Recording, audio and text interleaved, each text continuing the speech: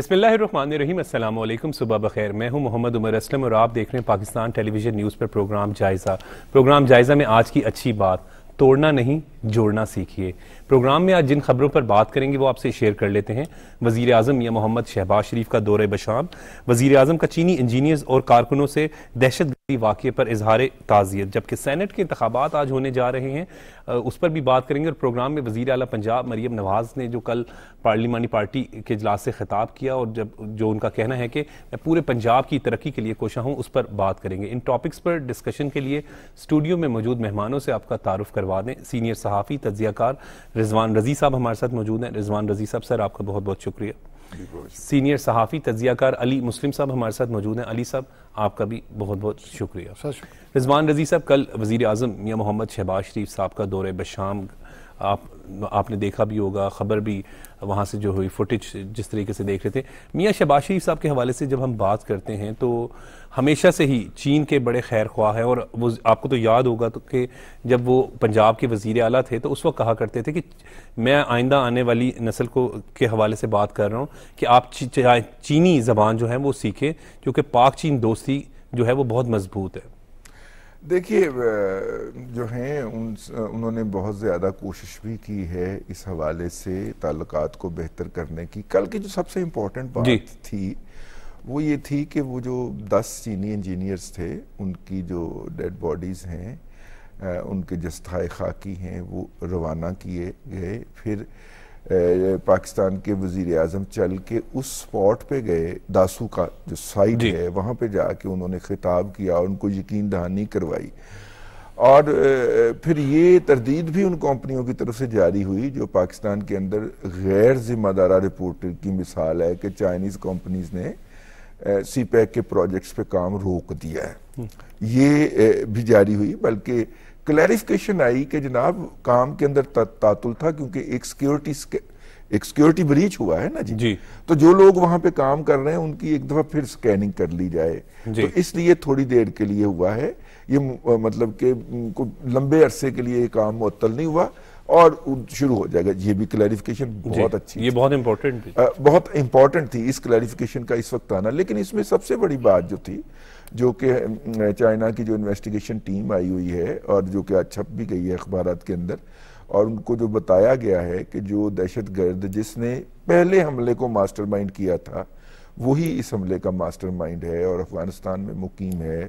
उसकी पूरी लोकेशन, नाम बताया गया, और जो 10 से ज़ायद लोग गिरफ्तार हुए हैं, उनसे जो इन्वेस्टिगेशन हुआ है या जो इन्फॉर्मेशन आई है कि किस तरह चमन के रास्ते वो गाड़ी जो है जिसको ब्लास्ट किया गया वो आती है पाकिस्तान के अंदर, और फिर वहाँ पे ऑल द वे बशाम जाके तो वहाँ पे ब्लास्ट करती है, और कौन लोग उसे चला रहे होते हैं, पूरी इन्वेस्टिगेशन करके हमारी इंटेलिजेंस ने विद इन डेज जो थी वो उनके सामने रखी।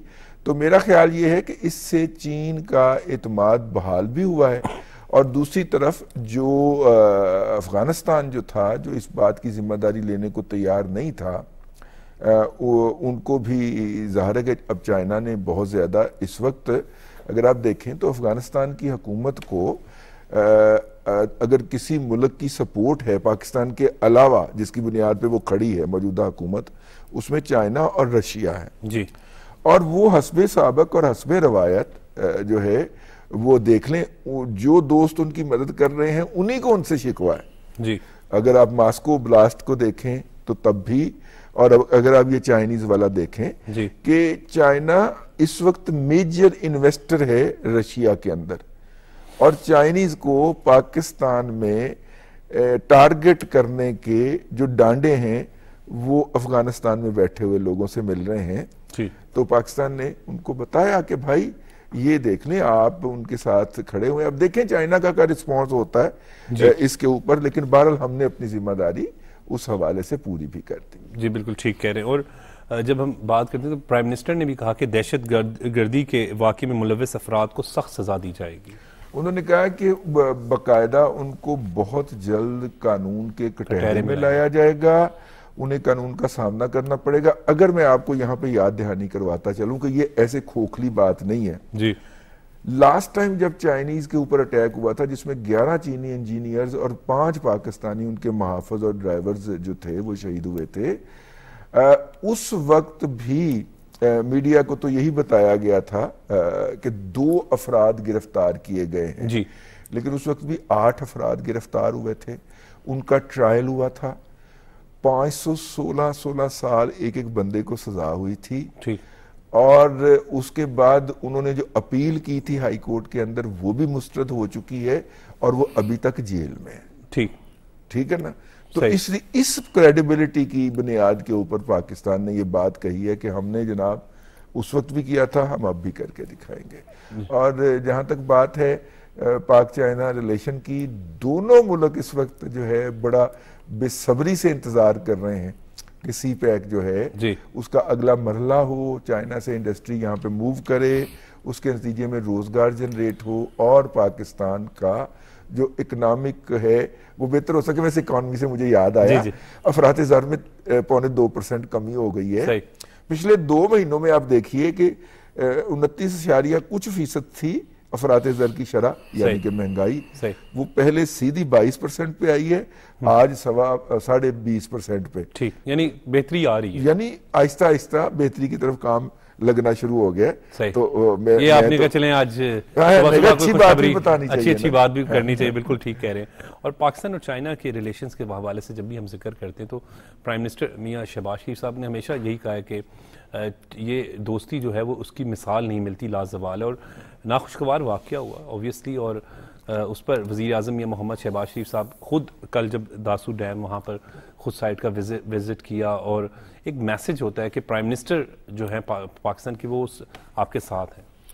عمر صاحب بہت شکریہ. دیکھیں وزیر اعظم میاں شہباز شریف صاحب بالکل انتہائی کنسرن لگ رہے تھے، اور پہلے دن جب یہ ناخوشگوار واقعہ پیش آیا جس میں 5 چائنیز جو ہیں وہ ان کی گاڑی کو ٹکرایا گیا اور ایک پاکستانی ڈرائیور تھا وہ بھی شہید ہوا، تو فوری طور پہ وہ چائنیز جو امبیسیڈر سے اس سے ملاقات کی، چینی سفارت خانے میں پہنچے وہاں پہ، اور وہاں پہ آپ کی سارے بڑے بڑے نام تھے جو ساتھ گئے، تعزیت وفاقی وزیر اطلاعات عطاءاللہ طاہر صاحب تھے، وزیر داخلہ محسن نقوی صاحب تھے. تو یہ بڑا اچھا ایک میسیج تھا کہ وہ ساری چیزوں کو خود ٹیک اپ کر رہے تھے، اور انہوں نے بتایا کہ یہ ان کا جو کنسرن تھا یہ بالکل شو کر رہا تھا کہ وہ پاک چائنا جو دوستی ہے اس کے لیے کتنے فکر مند ہیں، اور جو یہ حادثہ ہو گیا، جو یہ سانحہ ہو گیا، اس کے لیے چینی بھائیوں کے ساتھ کھڑے ہیں، اور اس کے لیے پراپر ایک میسیج دیا صدر پاکستان کی جانب سے بھی، چیف آف آرمی سٹاف کی جانب سے بھی. وزیر اعظم خود تمام چیزوں کی نگرانی کر رہے تھے، اور ود ان ڈیز جو ہے جس طرح رضی صاحب بتا رہے تھے کہ اس کو ٹریس کیا گیا ہے، پورا ایک جو چین ہے اس کو توڑا گیا ہے. اس میں یہ چیزیں انویسٹیگیشن میں جو سامنے آ رہی ہیں کہ پچھلے جو 2 ہوئے تھے گوادر پورٹ پہ بھی اور تربت پہ جو اٹیکس ہوئے تھے، وہ تمام کڑیاں جو ہیں وہ ان تینوں کی سیم افغانستان سے مل رہی ہیں. اس سے پہلے کی بھی بات کر لیں تو جو پچھلے سالوں میں کوئی اٹیکس ہوئے تھے 19 یا 20 کے قریب، اس میں بھی 17 جو اٹیکس تھے دہشت گردی کے، سوسائڈر جو بمبر تھے ان کا انویسٹیگیشن تانے بانے افغانستان سے ملتے تھے. تو افغانستان کے لوگ شاید یوز ہو رہے ہیں را کے ہاتھوں میں، انڈیا کے لوگوں کے ہاتھوں میں. سب کی بات نہیں کرتے، مخصوص اس میں جو ہمارا ہمسایہ ملک ہے وہ ہماری جو سلامتی پہ جب اس طرح کے اٹیک کرے گا تو ہمارے ادارے جو ہیں وہ آپ دیکھیں کس طرح متحرک ہیں اور تمام چیزوں کو اس کو دیکھ رہے ہیں. اس میں جو تربت کا اٹیک تھا وہ تو بالکل ناکام بنا دیا گیا، اس میں ایک شہادت ہوئی. لیکن دیکھنے والی بات یہ ہے کہ اس میں اصل نقصان کیا جا رہا ہے. اس میں کوشش کی جا رہی ہے کہ پاک چائنا کے جو تعلقات ہیں اس میں دراڑ ڈالی جائے. لیکن جو وزیر اعظم پاکستان نے جس طرح پچھلے 26 مئی سے لے کے اب تک آپ دیکھ لیں کہ ہر چیز کو خود دیکھ رہے ہیں، چائنیز انجینئرز کو بھی انہوں نے خود وہاں جا کے یقین دہانی کروائی ہے کہ آپ کی سیکیورٹی مزید انہانس کی جائے گی. عمر صاحب سیکیورٹی اب بھی بڑی زبردست ہے، لیکن دیکھیں نا جب کوئی سوسائڈ بمبر آ جاتا ہے تو اس کے سامنے آپ ایک تو کسی کو پتا نہیں کہ یہ سوسائڈ بمبر ہے، دوسرا جب وہ آ کے اٹیک کرتا ہے تو وہ تو مرنے کے لیے آیا ہوتا ہے. اب بھی میں اگر پنجاب کی بات کروں، پاک فوج کی ایک پوری کہتے ہیں کہ کمپنی جو ہے وہ ان کی سیکیورٹی پہ مامور ہے. پنجاب میں تقریباً 12,000 اسپیشل پروٹیکشن یونٹ کے جوان ہیں جو صرف چائنیز کی سیکیورٹی پہ مامور ہیں.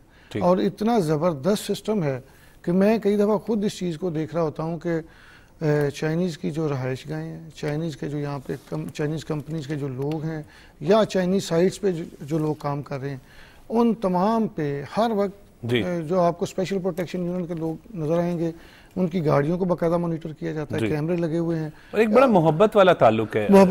جیسے ہی ایئرپورٹ پہ لینڈ کرتے ہیں کسی بھی ایئرپورٹ پہ، تو وہاں پہ باقاعدہ ایک چھوٹا سا دفتر بنا ہوا ہے اور وہ فوری طور پہ ان کو پک کرتے ہیں. سیکیورٹی بڑے پیمانے پہ فراہم کی جاتی ہے، اور جو جہاں پہ انہوں نے ہوٹل میں جانا ہے یا اپنی رہائش گاہ پہ جانا ہے یا کسی سائٹ پہ کام کے لیے جانا ہے تو وہاں پہ پہنچا کے آتے ہیں. لیکن وزیر اعظم صاحب نے اس کے باوجود کہا ہے کہ ہم اس کو مزید بہتر بنائیں گے، اگر کسی جگہ پہ کوئی کمی کوتاہی رہ جاتی ہے تو اس کو بھی دور کیا جائے گا. تو یہ ساری بڑی خوشائن چیزیں ہیں کہ ہم پاک چائنا کے جو تعلقات ہیں اس کو کسی صورت میں خراب ہونا نہیں دیکھنا چاہتے. تو چائنا کے لوگ بھی ہمیں سپورٹ کر رہے ہیں. ان کو پتہ ہے کہ جتنے بھی اس طرح کے واقعات کیے جاتے ہیں وہ صرف اسی لیے کیے جاتے ہیں کہ ہمارے تعلقات میں دراڑ ڈالی جائے. بالکل ٹھیک. اور وزیر اعظم یہ محمد شہباز شریف صاحب نے بڑا واضح کہا ہے کہ دہشت گردی میں ملوث افراد کے خلاف سخت کارروائی کی جائے گی، جبکہ پاک چین دوستی کی مثال نہیں ملتی، کیونکہ پاکستان اور چائنا کے ہمیشہ سے ہی بڑے بہترین تعلقات ہیں. پروگرام کا سلسلہ ناظرین ابھی جاری ہے، لیکن وقت ہو رہا ہے بریک کا.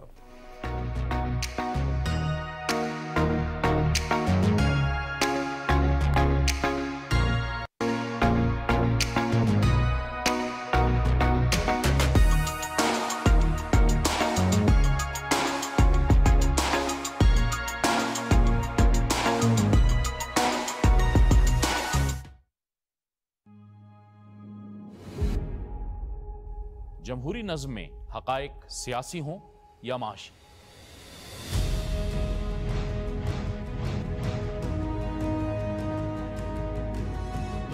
لازم ہے کہ دستور کی حد بندیاں ہوں تاکہ جمہوری اداروں پر عوام کا اعتماد برقرار رہ سکے. ملک کو درپیش چیلنجز سے نمٹنے کے لیے قومی وحدت ضروری ہے.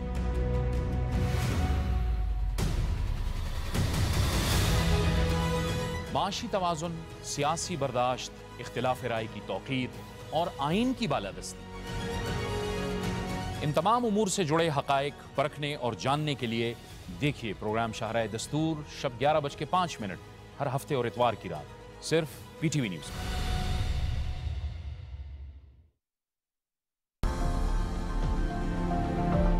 عوام تک حصول انصاف کو یقینی بنانے کے لیے ملک بھر میں ضلعی سطح پر کمیٹی برائے مفت قانونی امداد قائم کر دی گئی ہیں. اپنے فوجداری، دیوانی یا آئلی مقدمات میں مفت قانونی امداد کے لیے ڈسٹرکٹ اینڈ سیشن جج سربراہ ضلعی کمیٹی برائے قانونی امداد سے رابطہ کریں. ضرورت مند سائلین کو وکیل کی فیس، طلبی نوٹس اور کورٹ فیس جیسے اخراجات سے بلا تفریق نجات حاصل ہوگی. خواتین اور بزرگ شہریوں کو ترجیحی بنیاد پر مفت قانونی مدد فراہم کی جائے گی. حصول انصاف کی فراہمی سب کے لیے یقینی. قانون و انصاف کمیشن پاکستان. کیا آپ جانتے ہیں کہ آپ کی گاڑی کی ہائی لائٹس یا HID لائٹس دوسرے مسافروں کے لیے دوران ڈرائیونگ تکلیف کا سبب بن سکتی ہیں؟ براہ کرم دوران ڈرائیونگ لائٹس لو رکھیں تاکہ دوسرے مسافروں کو آسانی رہے.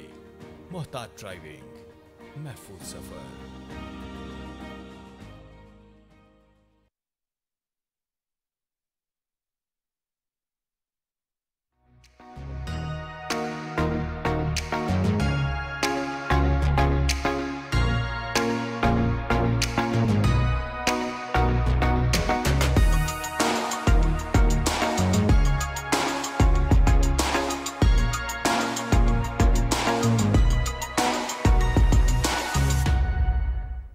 Welcome back. رضوان رضی صاحب، ہم پاک چین دوستی کی جب ہم بات کرتے ہیں تو یہ بڑی محبت والی دوستی ہے، اور پاکستانی بھی جب چین جاتے ہیں تو بڑا ایک بھرپور ویلکم کیا جاتا ہے.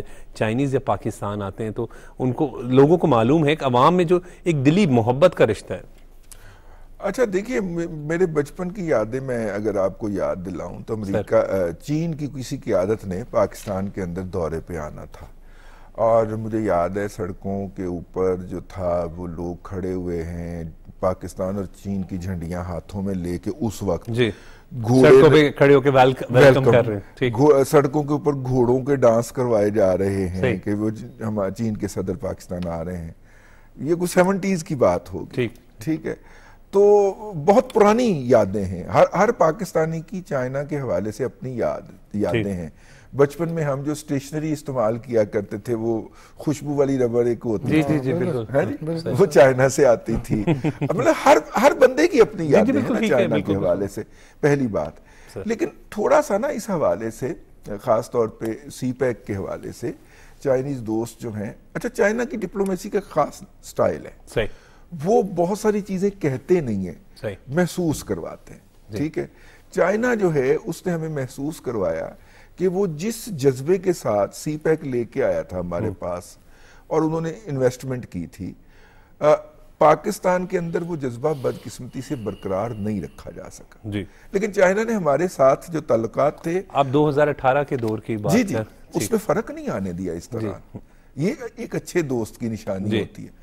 اس نے کہا کوئی بات نہیں, نئی حکومت آئی ہے, اس کی ترجیحات بدل گئی ہیں, لیکن ہم ساتھ کھڑے رہیں گے. اور چائنا نے, اب یہ اندازہ کیجئے کہ اس وقت تقریباً 1400 ارب روپے سے زائد کی ادائیگیاں پاکستان نے ان منصوبوں کی کرنی ہیں جو سی پیک کے تحت لگے تھے.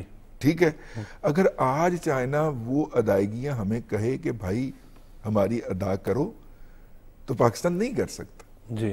نہ صرف کہ انہوں نے وہ ہمیں کال نہیں کیا, بلکہ یاد دہانی کروا دیتے ہیں کہ یار وہ ذرا کر لیں, بلکہ چائنا نے پاکستان کے اسٹیٹ بینک کے اکاؤنٹ کے اندر کافی سارے پیسے بھی, میرے خیال $3 بلین, مجھے چونکہ ایگزیکٹ اس وقت یاد نہیں آ رہا, وہ سپورٹ کے لیے الٹا مزید رکھوا دیا. یعنی ایک دوستی کی ایک اعلیٰ مثال ہے. یعنی اس کے باوجود کہ ہم نے سی پیک جو ہے اس کے ساتھ کوئی اچھا سلوک نہیں کیا 2018 کے بعد پی ٹی آئی کے دور میں, لیکن انہوں نے اپنی محبتوں کے اندر ہمارے ساتھ فرق نہیں آنے دیا.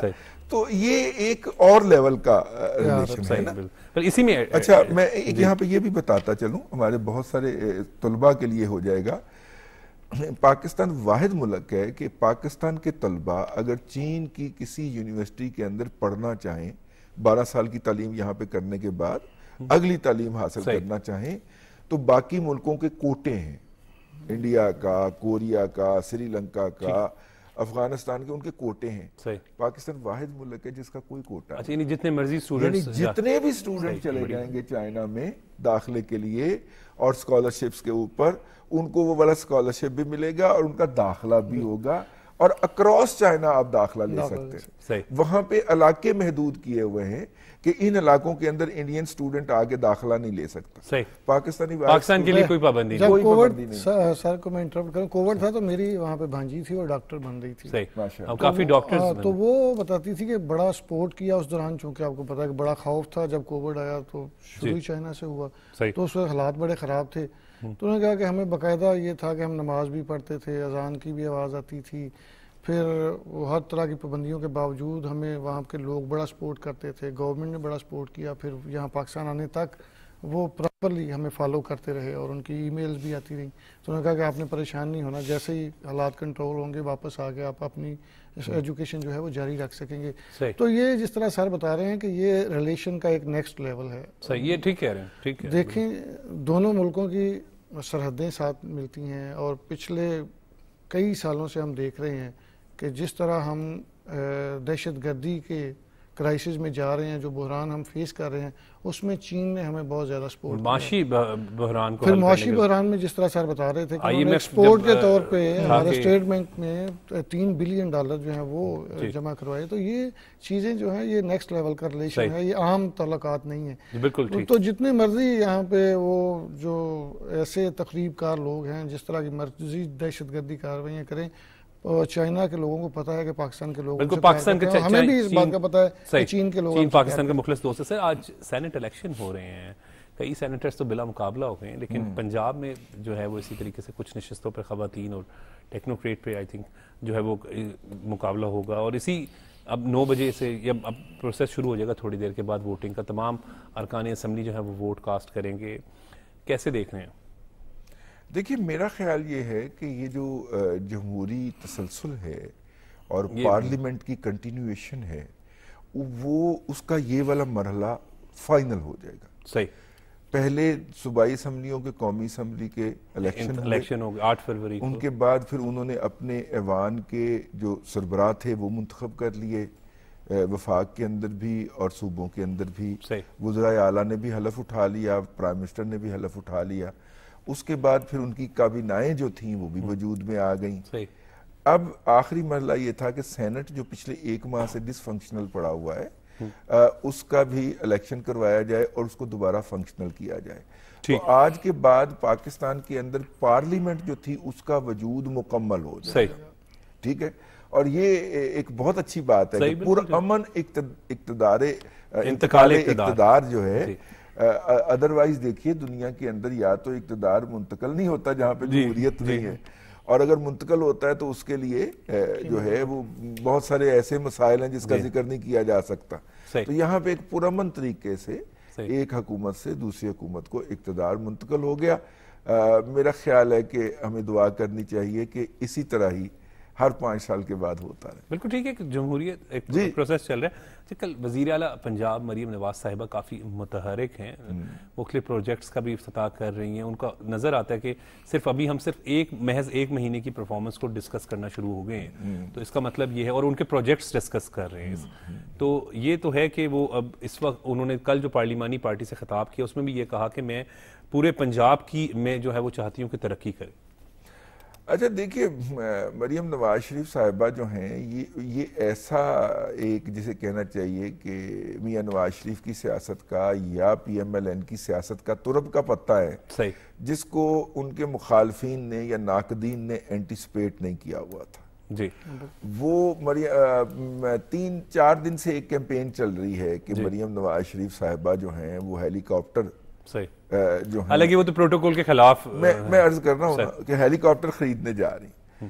اچھا, جب بندہ خبر پڑھتا ہے تو ظاہر جرنلسٹ کے طور پہ اس خبر کے پیچھے چلتا ہے کہ اچھا یہ خبر کیا ہوگی. تو جب آپ پیچھے چلتے ہیں تو پتہ چلتا ہے کہ بھائی انہوں نے وہ والا ہیلی کاپٹر جو پچھلے وزیر اعلیٰ نے خرید کے اپنے لیے مخصوص کیا ہوا تھا, وہ بھی مریضوں کو پچھلے وزیر اعلیٰ, ٹھیک ہے, اس وقت عثمان بزدار بھی تھے, پرویز الہی بھی تھے. ہاں نہیں, عثمان صاحب میرے خیال پرویز الہی صاحب نے ایمرجنسی میں خریدا تھا, اگر اور ان کی ایمرجنسی سب جانتے ہیں کہ کس طرح کی ایمرجنسی ہوتی. تو وہ انہوں نے مریضوں کو دور دراز علاقوں سے ہسپتال منتقل کرنے کے لیے مخصوص کر دیا ہے. اور مریم نواز صاحبہ جی اور اسی انیشیٹو کے لیے ایک مزید ہیلی کاپٹر بھی خریدا جا رہا ہے.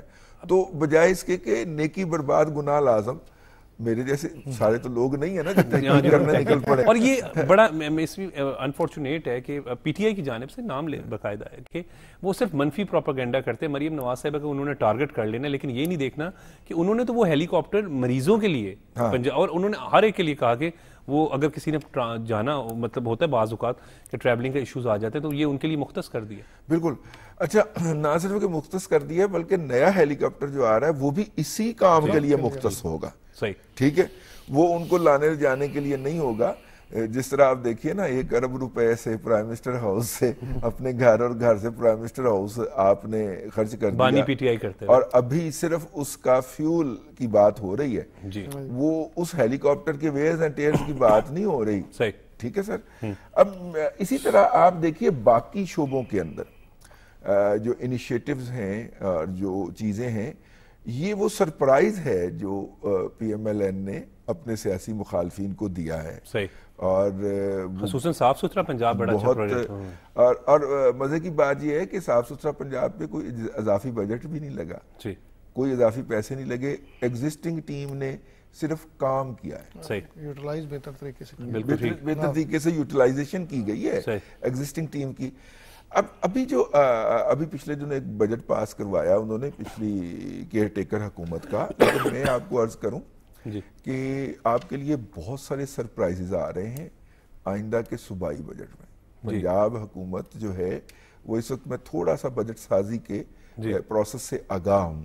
تو جو مریم نواز شریف صاحبہ کے ناقدین ہیں انہیں اس بجٹ کے اندر بہت سارے سرپرائزز ملنے جا رہے ہیں, عوام کے لیے ریلیف ملنے جا رہا ہے. ٹھیک ہے, اور اس کے اندر جو ہے وہ ریئل سینس کے اندر مریم نواز ولد نواز شریف ٹھیک ہے, یہ آپ کو ریئل سینس کے اندر نا اس بجٹ کے اندر نظر آئے گا. بجٹ کے اندر خوشخبریاں ملیں گی. جی جی جی جی, پنجاب کے لوگوں کو خاص طور پہ اور خاص ٹارگٹ کیا جا رہا ہے کہ جو لوور سٹراٹا ہے ہماری سوسائٹی کا, افورڈیبلٹی جن کی ہے کم ہے, ان کے لیے آپ کو اچھے انیشیٹو دیکھنے. صحیح, بالکل. کیسے دیکھ رہے ہیں وزیر اعلیٰ پنجاب مریم نواز صاحبہ کے حوالے سے بات کریں؟ رمضان نگہبان پیکیج, صاف ستھرا پنجاب, اچھے انیشیٹیوز ہیں.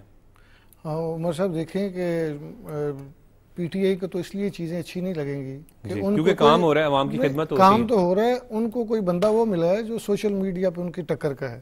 پہلے تو ان کو سوشل میڈیا پہ کوئی جواب ہی نہیں دیتا تھا, لیکن ہم نے دیکھا کہ مریم نواز صاحبہ پچھلے 2-3 سال سے جب سے وہ پراپر ایکٹیو ہوئی کہ ان کی پارٹی کے خلاف ایک بہت بڑا بیانیہ بنا دیا گیا, اور پھر انہوں نے جلسے کیے, پھر انہوں نے سوشل میڈیا پہ آ کے اینٹیسپیشن شروع کی, تو اس کے بعد پی ٹی آئی کو بڑی بری لگتی تھی, چونکہ ان کو یہ بات بڑی ہضم نہیں ہوتی تھی کہ کوئی ان کے مقابلے میں آگے کھڑا ہو گیا سوشل میڈیا پہ. ایک تو میں آپ کو یہ بتاؤں کہ سوشل میڈیا پہ وہ اپنی تمام ایکٹیویٹی کو بھرپور طریقے سے سامنے بھی لائیں گی, اور اس کا فائدہ بھی ہوگا, چونکہ جس طرح نوجوان نسل کی ذہن سازی کی گئی ہے اس کو ٹھیک کرنے کے لیے آپ کو بہت زیادہ محنت کی ضرورت ہے. دوسری بات یہ ہے کہ آپ 1 مہینے کی کارکردگی دیکھ لیں, پہلے ان کو سیاسی لیڈر کے طور پہ دیکھ لیں, پھر ان کو پنجاب کی وزیر اعلیٰ کے طور پہ دیکھ لیں. جس طرح کے بھی انہوں نے جسچرز دیے ہیں, انہوں نے جب سے وہ وزیر اعلیٰ پنجاب بنی ہیں انہوں نے کہا کہ میں سب کی وزیر اعلیٰ ہوں. کوئی بھی آپ ان کی اپوزیشن کا بھی انہوں نے کسی جگہ پہ بھی ان کی کوئی ایسی اب تقریر نہیں سنی, کوئی ایسا بیان نہیں آیا کہ جس میں انہوں نے کسی کو ڈس آن کیا ہو. وہ سب کو ساتھ لے کے چلنا چاہ رہے ہیں. وہ کہہ رہی ہیں کہ پنجاب کی ترقی کے لیے ہم سب کام کریں گے, اور میں آپ سب کے لیے کی وزیر اعلیٰ ہوں, میں آپ سب کے لیے اویلیبل ہوں. اور جتنے بھی ڈپارٹمنٹ سے میں نے جن کو میں کور کرتا ہوں ان کی جو میٹنگز ہوئی ہیں, جو بریفنگز ہوئی ہیں, تو وہ کہتے ہیں کہ میری یعنی 2-3 ہیڈ سے بات ہوئی, ابھی ریسنٹ ایک ڈپارٹمنٹ کی بریفنگ ہوئی, تو ان کا کہنا تھا کہ ہمیں یہ توقع نہیں تھی کس طرح کام ہوگا, اور اتنی گرپ ہوگی. انہوں نے کہا یہ ہم بات کرتے تھے تو مریم نواز صاحبہ ہنس رہی تھی, تو وہ جانتی ہے بالکل بات. بالکل میں رضوان رضی صاحب کی بات کو کنٹینیو کریں, تو جتنے فنڈز مانگے گئے ہیں وہ دیے گئے. میاں نواز شریف صاحب کی گائیڈنس علی صاحب, اور وہ خود بڑے اور عمر صاحب جس بندے نے کام لینا ہوتا ہے نا جی, وہ کسی کے فنڈز نہیں روکتا, انہیں معلوم ہوتا ہے وہ فنڈ نہیں روکتا, وہ ان کو فنڈز بھی دے رہی ہیں, وہ ان کو کہہ رہے ہیں بڑا واضح ہے کہ چاہے سپورٹس کا شعبہ ہو, تعلیم کا شعبہ ہو, کوئی بھی شعبہ ہو, ہر شعبے میں. اور آپ دیکھیں کہ اب جو ایک ایشو چل رہا ہے روزانہ نقل کے حوالے سے, اور ان کے جو منسٹر ہیں ڈیلی جا رہے ہیں, اور ان کی وہ ڈیوٹیاں انہوں نے تفویض کی, پولیس کو بھی کام ہوتا ہوا دکھائی دے رہا ہے. بالکل ٹھیک. اور رضوان رضی صاحب نے تو وہ 90 دنوں والا معاملہ نہیں ہے. رضوان رضی صاحب نے تو خوشخبری بھی سنا دی ہے کہ جی پنجاب کے عوام کے خصوصاً جو ہے وہ خوشخبریاں ہوں گی, اور وفاق کے میں بھی اگر وزیر اعظم شہباز صاحب کا ذکر کیا جائے تو وہ بھی کافی, میں نے بجٹ سازی کے حوالے سے بجٹ سازی کے حوالے سے جو ہے جی بالکل. تو یہ بہت بہت شکریہ. ٹائم اس سیگمنٹ کا ختم ہو رہا ہے. رضوان رضی صاحب آپ کا آپ نے اپنا قیمتی وقت دیا, بہت بہت شکریہ. علی مسلم صاحب آپ نے اپنا قیمتی وقت دیا. ناظرین وقت ہو رہا ہے بریک کا, کیونکہ رمضان المبارک ہیں اور اب چند روزے ہی رہ گئے ہیں, تو اس پر اس کے رمضان المبارک کے فضائل پر بات کرنے کے لیے ہمارے ساتھ پروفیسر ریاض احمد صاحب موجود ہوں گے, لیکن بریک کے بعد.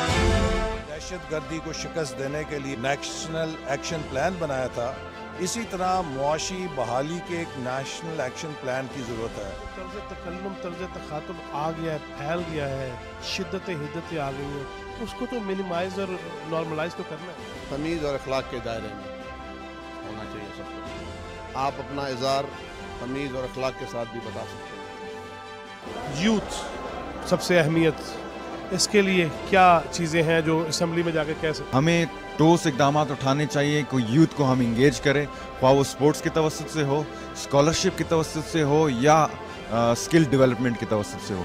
سب سے پہلے پاکستان کی بات ہو, اسمبلی کے اندر پارٹیوں کی بات میں ہو. الیکشنز کا ہونا اور پارلیمان کا بننا, یہ میرے خیال سے یہ پہلی جیت ہے.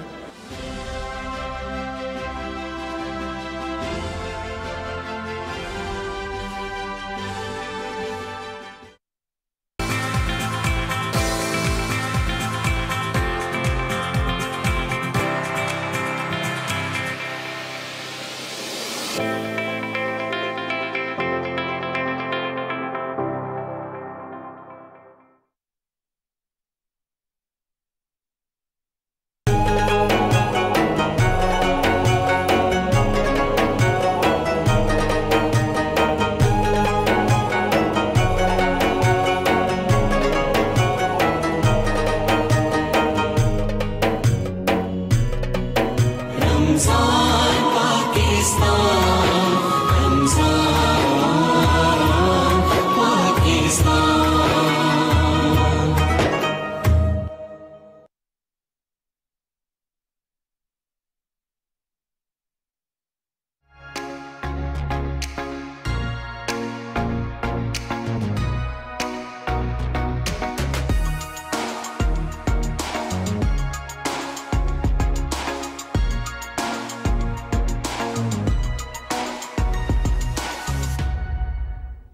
Welcome back. عالم دین پروفیسر ریاض احمد صاحب ہمارے ساتھ موجود ہیں. سر آپ کا بہت بہت شکریہ وقت دینے کے لیے.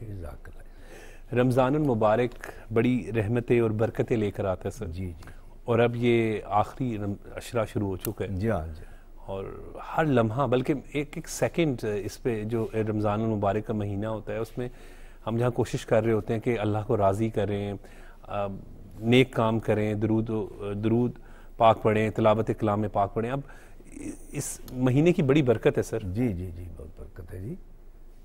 جیسا کہ آپ نے فرمایا کہ 3 عشرے ہیں سر. 2 عشرے تو گزر گئے جی، اور یہ تیسرا عشرہ ہے سر. اور تیسرے عشرے میں 2 بڑی اہم عبادات ہیں. جی. ایک تو اعتکاف ہے بالکل، اور دوسری شب قدر ہے. بالکل، لیلۃ القدر. لیلۃ القدر ہے. پھر میں وہ اپنی بات کو دہراؤں گا سر کہ اللہ تعالیٰ نے جتنی بھی ہمیں عبادات کا حکم دیا ہے، احکامات دیے ہیں، کوشش یہی ہے دین کی اور شریعت کی کہ ہم اپنے دوسرے بہن بھائیوں کے لیے مفید انسان بن جائیں. ہر بندہ دوسرے کے لیے مفید انسان بن جائے. صحیح. یہ اعتکاف کا لفظ ہے، یہ عقف، عین کاف، ٹھہرنا، قیام کرنا. صحیح. تو مسجد میں اللہ تعالیٰ کی عبادت کی نیت سے قیام کرنا اور اعتکاف کی نیت سے قیام کرنا، یہی اعتکاف ہے. صحیح. اور اعتکاف کی ہمارے علماء کرام نے عام طور سے 3 قسمیں بیان کی ہیں. ٹھیک. ایک تو مستحب اعتکاف ہے، مستحب نفل کے لیے آتا ہے. ٹھیک. اس کے بارے میں تو ہمارے بزرگوں کا یہاں تک قول ہے کہ اگر آپ مسجد میں نماز پڑھنے کے لیے جائیں تو یہ نیت کر لیں کہ یا اللہ میں جب تک مسجد میں ہوں اعتکاف کی بھی نیت کرتا ہوں. بالکل ٹھیک. تو نماز کا ثواب بھی مل جائے گا، اعتکاف کا ثواب بھی مل جائے گا. سبحان اللہ. ٹھیک. دوسرا اعتکاف واجب ہے. جی. اس کے متعلق ہمارے فقہ اور علماء اسلام کی رائے یہ ہے کہ 1 دن سے کم کا نہیں ہو سکتا، کیونکہ اس میں روزہ شرط ہے. ٹھیک.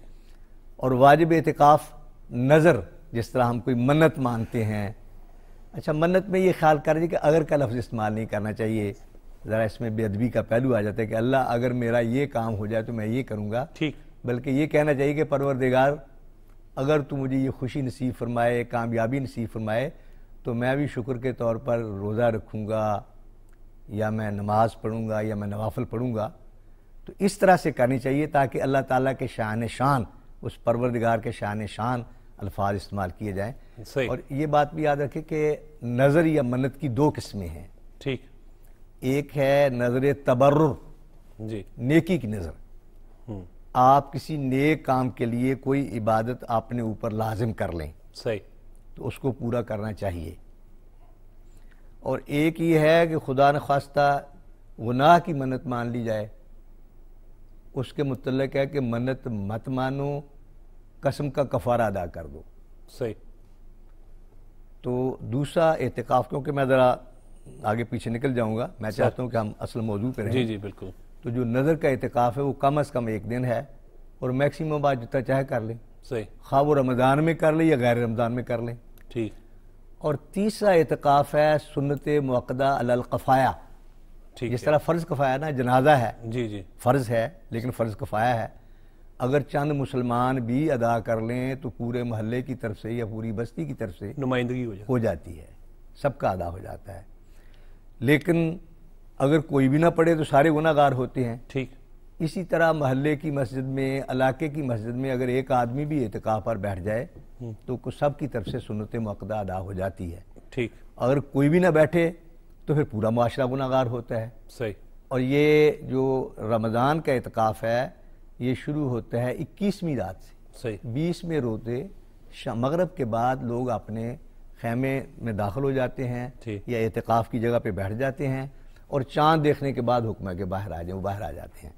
پھر میں آپ سے جیسے عرض کر رہا تھا کہ یہ عبادت بھی یہ تھوڑی سی رمضان سے بڑھ کر پابندیاں لگ جاتی ہیں۔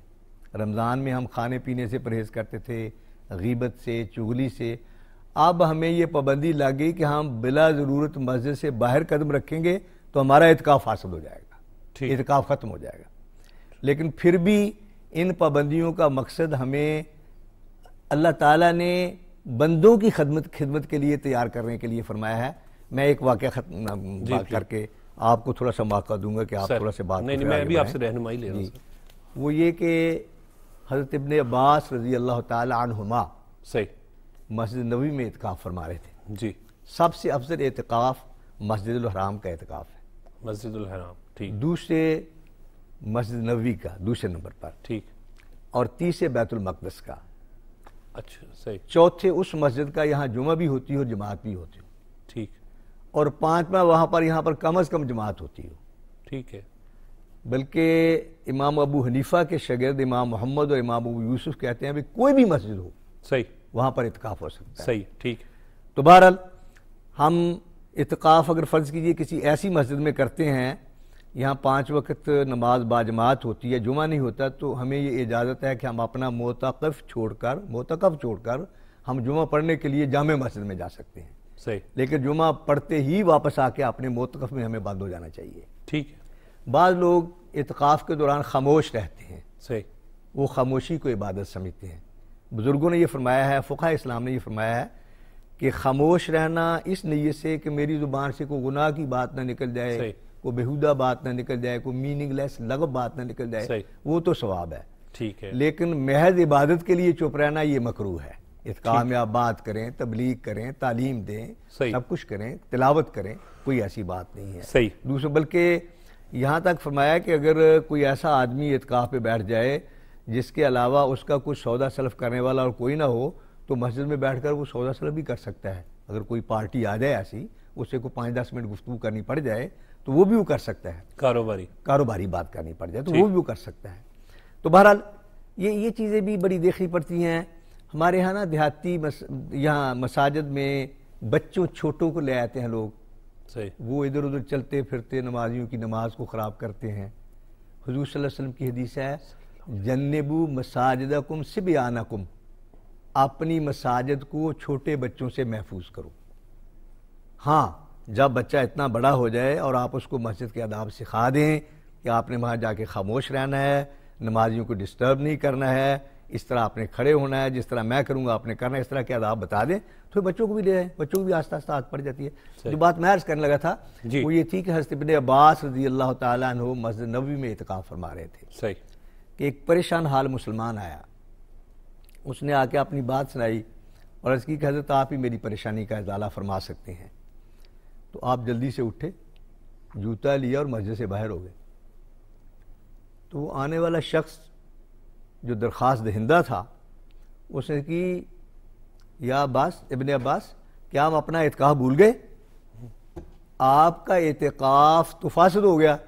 جی، فرمایا بھائی مجھے بھی علم ہے کہ میرا اعتکاف فاسد ہو گیا ہے اور میں تیری مدد کے لیے باہر نکلا ہوں تاکہ تیری پریشانی کو دور کر سکوں، کیونکہ میں نے نبی پاک صلی اللہ علیہ وسلم کے مبارک مرکز مبارک روضے کی طرف اشارہ کر کے فرمایا کہ میں نے صاحب قبر کو فرماتے ہوئے سنا ہے کہ جو شخص ایک دن کا اعتکاف اللہ کے لیے کرتا ہے، اللہ اس کے اور جہنم کے درمیان 3 خندقیں حائل کر دیتا ہے، یعنی گویا اس کا جہنم میں ڈالا جانا ناممکن ہو جاتا ہے۔ صحیح مطلب یہ بیان کرنے کا۔ لیکن جو بندہ کسی مسلمان کی پریشانی کو دور کرتا ہے اللہ تعالیٰ اس کو 10 سال کے اعتکاف کا ثواب عطا کرتے ہیں۔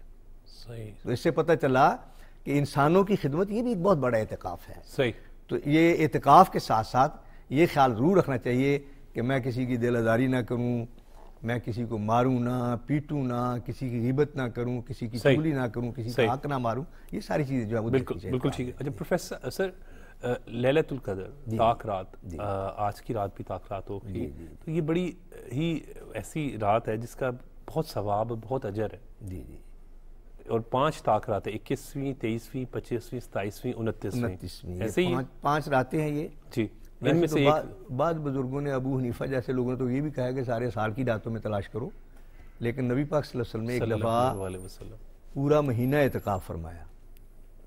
پہلا عشرہ آپ نے اعتکاف فرمایا، پھر آپ نے دوسرا عشرہ اعتکاف فرمایا، پھر آپ نے اپنے ترکی خیمے سے اپنا مبارک سر نکالا اور لوگوں کو مخاطب کر کے کہا جو اعتکاف کر رہے تھے کہ جو لوگ میرے ساتھ لیلۃ القدر کی تلاش میں اعتکاف کر رہے ہیں وہ اپنے اعتکاف کو جاری رکھیں، کیونکہ مجھے اللہ تعالیٰ کی طرف سے خبر دی گئی ہے کہ یہ رمضان کے تیسرے عشرے میں ہے. ٹھیک. تو وہ آپ کی بات 21, 23, 25, 27, 29 اور طاق رات ہے. آڈ نائٹس ہیں یہ. ٹھیک. لیکن آن صلی اللہ علیہ وسلم کے صحابی تھے ابی بن کعب رضی اللہ تعالیٰ عنہ. ایک دفعہ آن صلی اللہ علیہ وسلم سے ان سے پوچھا تھا، یہ کاتبہ نے وحی بھی تھے اور حافظ قرآن بھی تھے. صحیح. اور کسی صحابی کا حافظ قرآن ہونے کا مطلب کہ عالم قرآن بھی تھے. صحیح. تو آن صلی اللہ علیہ وسلم نے پوچھا بھائی یہ بتاؤ کہ قرآن کی سب سے زیادہ عظیم آیت کون سی ہے؟ صحیح. تو عام طور سے صحابہ کے یہ تو اللہ و رسول عالم ہو، اللہ اور رسول بہتر جانتے ہیں، یہ فرما دیا کرتے تھے. تو انہوں نے بھی کہہ دیا اللہ و رسول عالم ہو، اللہ اور اللہ کا رسول بہتر جانتا ہے. میں نہیں ابھی میں تم سے جاننا چاہتا ہوں کہ تمہاری نظر میں قرآن کریم کی سب سے عظیم آیت کون سی ہے؟ تو انہوں نے کہا یا رسول اللہ صلی اللہ علیہ وسلم آپ کے ادنا سے شاگرد کی نظر میں یا رائے میں سب سے عظیم آیت آیت الکرسی ہے.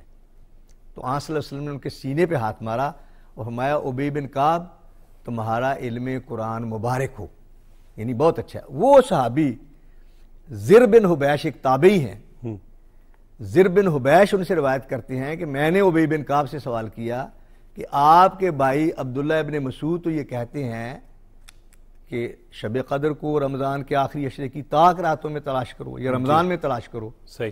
آپ کی کیا رائے ہے؟ تو انہوں نے حلف اٹھا کر کہا کہ میرے بھائی ابن مسعود کو یہ سمجھایا گیا تھا اور وہ کہتے تھے اس لیے کہ لوگ ایک رات پر اکتفا کر کے بیٹھ جائیں. میری میں قسم اٹھا کر کہتا ہوں، یعنی گویا انہوں نے یہ مشاہدہ کیا کہ یہ جو اپنے شب قدر ہے یہ 27ویں رات ہی ہے. جی. تو اسی لیے ہمارے علماء کرام زیادہ تر لوگوں کو حکم دیتے ہیں یہ حضرت ابی بن کعب کے قول کے مطابق کہ وہ کم از کم 27ویں رات ضرور جو ہے وہ قیام کریں. اول تو آخری ازواج مطہرات روایت کرتی ہیں کہ جب آخری عشرہ شروع ہوتا تھا جی تو آن صلی اللہ علیہ وسلم شد میں ذرا ہو کمر کس لیتے تھے، وَأَيْقَظَ أَهْلَهُ صحیح اپنے گھر والوں کو بھی جگاتے تھے اور خود بھی راتوں کو قیام فرماتے تھے. صحیح. تو گویا آخری عشرے میں آن صلی اللہ علیہ وسلم کی عبادت کے معمولات ویسے بڑھ جاتے تھے. ٹھیک. تو ظاہر ہے کہ اچھا ایک اور شب قدر کے بارے میں بڑی اہم چیز ہے، ہم لوگ تراویح کی نماز، مغرب کی نماز، فجر کی نماز با جماعت کا خیال نہیں رکھتے. تراویح کی نماز میں نے ہم سے دیکھا کہ لوگ چند تراویح پڑھ کے بھاگ جاتے ہیں، کوئی 4 پڑھ کے بھاگ جاتا ہے، کوئی 8 پڑھ کے بھاگ جاتا ہے. حالانکہ ہمارے جو دوست احباب علماء کرام 8 تراویح کے قائل ہیں، ان کی بارے یہ صلاح الدین یوسف صاحب ہیں، ان کی کتاب ہے احسن البیان جی قرآن کے بارے میں تفسیر ہے. سعودی عرب میں کافی وہ تفسیریں شفوا کے تقسیم کی ہیں حاجیوں میں اور عمرہ زائرین میں. اس میں وہ لکھتے ہیں آیت نمبر 183 سورہ البقرہ جو میں نے پہلے دن آپ کو ریفر کی تھی جس میں رمضان کی فضیلت کا ذکر ہے، اس میں وہ فرماتے ہیں کہ 20 ہی پڑھ لینی چاہیے، چلو 12 نوافل ہی صحیح، اور ہر نفل کا ثواب فرضوں کا مل جائے گا. جی. اسی طرح مولانا صادق سیالکوٹی ہیں، ان کی بھی رائے 8 کی، لیکن وہ بھی اپنی کتاب صلاۃ الرسول میں لکھتے ہیں کہ 20 پڑھ لو 12 نوافل ہو جائیں گے اور نوافل کا ثواب فرضوں کا مل جائے گا. صحیح. تو اس لیے کوشش کرنی چاہیے. تو عام طور سے ہمارے ہاں لوگ آن صلی اللہ علیہ وسلم کی حدیث ہے کہ جس بندے نے عشاء اور فجر کی نماز با جماعت پڑھی اس نے شب قدر کا بہت بڑا حصہ پا لیا. تو ہمیں حضرت عثمان غنی رضی اللہ تعالیٰ عنہ سے روایت ہے کہ نبی پاک صلی اللہ علیہ وسلم نے ارشاد فرمایا جو بندہ عشاء کی نماز با جماعت پڑھتا ہے اللہ تعالیٰ اس کو نصف شب کی عبادت کا ثواب عطا فرماتے ہیں. ٹھیک. اور جو بندہ فجر کی نماز با جماعت پڑھتا ہے اللہ تعالیٰ اس کو پوری رات کی عبادت کا ثواب عطا فرماتے ہیں. صحیح. تو اس سے پتہ چلا کہ جو بندہ رمضان کی تمام نمازوں میں فجر کی نماز با جماعت پڑھتا ہے وہ شب قدر پا لیتا ہے. صحیح. تو اس لیے ہمیں رمضان میں چلو جتنے دن رہ گئے ہیں وہی صحیح، ہمیں فجر کی نماز اور عشاء کی نماز با جماعت پڑھنے کی کوشش کرنی چاہیے. باقی یہ کہ لا یکلف اللہ نفسا الا وسعہا، آپ شریعت کو دے لیں، اسلامک لا ہے، اسلامی قانون میں یہ مرتب کرتے ہوئے قرآن نے 3 باتوں کا لحاظ کیا ہے. قلت تکلیف، کہ کم سے کم مکلف کو تکلیف شرعی فقہ کی زبان میں حکم کو کہتے ہیں کہ کم سے کم ایسے احکامات دیے جائیں جس سے جو فالوور ہیں، جو مکلف ہیں، ان کو کم سے کم تکلیف اور زیادہ سے زیادہ ثواب ملے. دوسری عدم حرج، کہ اس پہ کوئی تنگی نہ آئے. صحیح. اور تیسری چیز ہے تدریج، ٹھیک، کہ اس کو آہستہ آہستہ یہ تربیت کے جو اصول ہیں ان کو نافذ کیا جائے.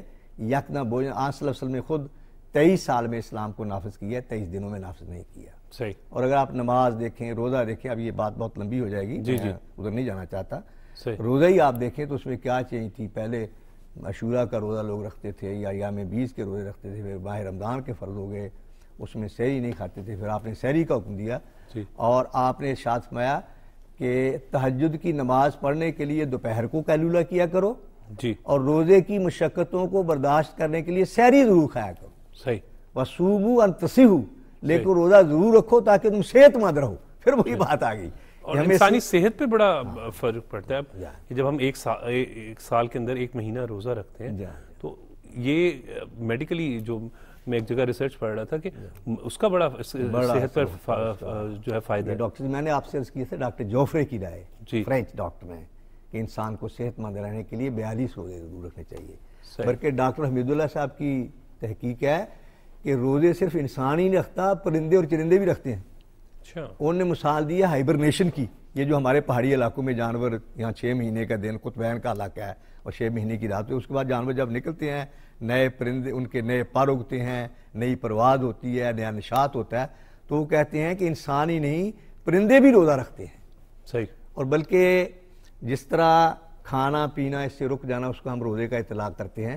جن لوگوں نے عربی لٹریچر میں صوم کے مفہوم کو متعین کیا ہے، ان کا یہی کہنا ہے کہ عرب لوگ گھوڑوں کو تربیت دینے کے لیے ان کو بھوکا رکھتے تھے، پیاسا رکھتے تھے، اس پر بھی وہ صوم کے لفظ کا اطلاق کرتے تھے. صحیح. تو اسی طرح انسانوں کی تربیت کے لیے، ان کو فزیکلی فٹ رکھنے کے لیے یہ اسلام نے، یہ دین نے یہ کوشش کی ہے کہ اس کو نماز بھی پڑھائی جائے، اس کو روزہ بھی رکھوایا جائے، یا دیگر عبادات کا اہتمام. اب آپ نماز دیکھ لیں. صحیح. کہ نماز آپ کھڑے ہیں تو آپ کی نظر کی تربیت بھی ہو رہی ہے. سجدے میں ہیں تو آپ کی نگاہ کی ایکسرسائز، دائیں بائیں آپ سلام پھیر رہے ہیں تو آپ کی گردن کی ایکسرسائز ہو رہی ہے. بازو باندھ رہے ہیں تو بازو، یعنی گویا پورا جسم کا ہر اعضاء حرکت کرتا ہے. تو ہر عضو جو ہے اس کی ورزش ہوتی ہے. بالکل ٹھیک. بہت بہت شکریہ پروفیسر ریاض صاحب، آپ نے اپنا قیمتی وقت دیا اور بڑی خوبصورت باتیں بتا رہے تھے. ناظرین، آج کے پروگرام میں وزیر اعظم میاں محمد شہباز شریف کا دورہ بشام پر گفتگو کی گئی. سینٹ کے انتخابات آج ہو رہے ہیں، اس پر بھی بات کی گئی، جبکہ وزیر اعلیٰ پنجاب مریم نواز صاحبہ کے حوالے سے بھی جو انہوں نے اجلاس کی صدارت کی تھی کل، اس پر بھی بات کی گئی. اور پروگرام کے آخر میں جو ہے وہ رمضان کے فضائل کے حوالے سے پروفیسر ریاض صاحب کے ساتھ ہم نے گفتگو کی. بس یہی کہیں گے، آخری روزے ہیں اب تو، کیونکہ وقت بڑی تیزی سے گزر رہا ہے. رمضان المبارک کی ایک ایک لمحہ، ایک ایک سیکنڈ بڑا امپورٹنٹ ہوتا ہے. تو بس زیادہ سے زیادہ عبادت میں یہ وقت گزاریں، اللہ تعالیٰ کو راضی کریں. مجھے اجازت دیں، دیکھتے رہیں پاکستان ٹیلی ویژن نیوز.